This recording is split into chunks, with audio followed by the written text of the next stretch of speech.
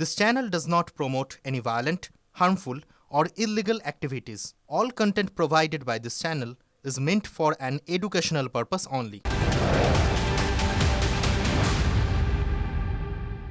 পথ নিরাপত্তা সপ্তাহ চলছে এবং তার মধ্যে পূর্ব বর্ধমানে পর দুর্ঘটনা। গত 24 ঘন্টায় 4টি পৃথক দুর্ঘটনায় 4 জনের মৃত্যুর খবর পাওয়া যাচ্ছে। আশঙ্কাজনক অবস্থায় হাসপাতালে ভর্তি 2 জন। মনোতোষ রয়েছেন আমাদের সঙ্গে। মনোতোষ, পথ নিরাপত্তা সপ্তাহ চলছে, তার মধ্যে এরকম একের পর এক দুর্ঘটনা। একদমই তাই। দেখো, রাজ্য জুড়ে পথ নিরাপত্তা সপ্তাহ পালন করা হচ্ছে। জেলা পুলিশ প্রশাসন তারা রাস্তায় নামছেন, যারা পথচারী তাদেরকে তারা বোঝাচ্ছেন বিষয়টা, এবং তারপরেও দেখা যাচ্ছে যে কিন্তু এই যে পথ দুর্ঘটনা তাতে কিন্তু রাশ টানা যাচ্ছে না।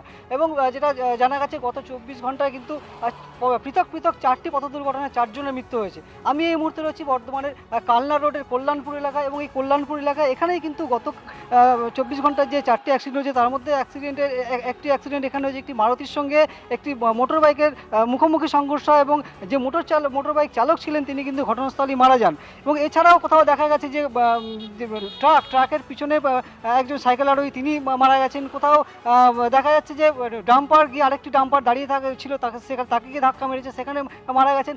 অর্থাৎ পথ দুর্ঘটনায় কিন্তু রাশ টানা যাচ্ছে না। যেটা দেখা যাচ্ছে যে বেপরোয়া গতির কারণেই কিন্তু পথ দুর্ঘটনা ঘটছে এমনটাই মনে করা হচ্ছে। পাশাপাশি স্থানীয়রা যেটা জানাচ্ছেন যে বেশ কিছু জায়গায় রক্ষণাবেক্ষণ সেভাবে হচ্ছে না, পুলিশের নজরদারি সেভাবে হচ্ছে না, যে কারণে কিন্তু দুর্ঘটনা ঘটছে এমনটা কিন্তু আসে। যখন এই পথ নিরাপত্তা সপ্তাহ পালন করা হয় তখন সাধারণত আমরা দেখি রাস্তার মোড়ে ক্যাম্পেইন হতে। আমরা দেখি সেখানে পুলিশ, ট্রাফিক পুলিশ অনেক বেশি থাকে সেখানে, বা পুলিশ অনেক বেশি মোতায়েন থাকে। সাধারণ মানুষ যারা নিত্য যাতায়াত করেন তাদেরকে সেখানে সাবধান করা হয়। এক্ষেত্রে এতটা নজরদারির অভাব কেন?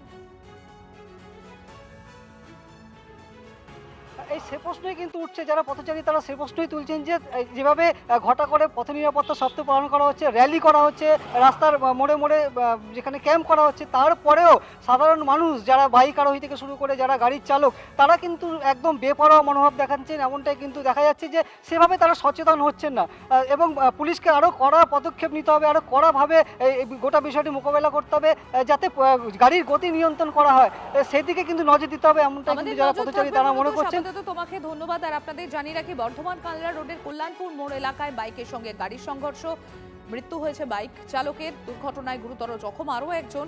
রায়না থানার খালেরপুল এলাকায় এদিকে লরির চাকায় পিষ্ট হয়ে মৃত্যু বৃদ্ধ সাইকেল আরোহীর। আর অন্যদিকে 174 নম্বর জাতীয় সড়কের করঞ্জি মোড় এলাকায় দাঁড়িয়ে থাকা ডাম্পারের পিছনে আরেকটা ডাম্পার ধাক্কা মারে, খালাসের মৃত্যু, জখম ডাম্পারের চালক। ভাতার থানার বড়া চৌমাথা এলাকা, সেখানে টোটোতে ধাক্কা ডাম্পারে, চিকিৎসাধীন অবস্থায় মৃত্যু টোটো চালকের।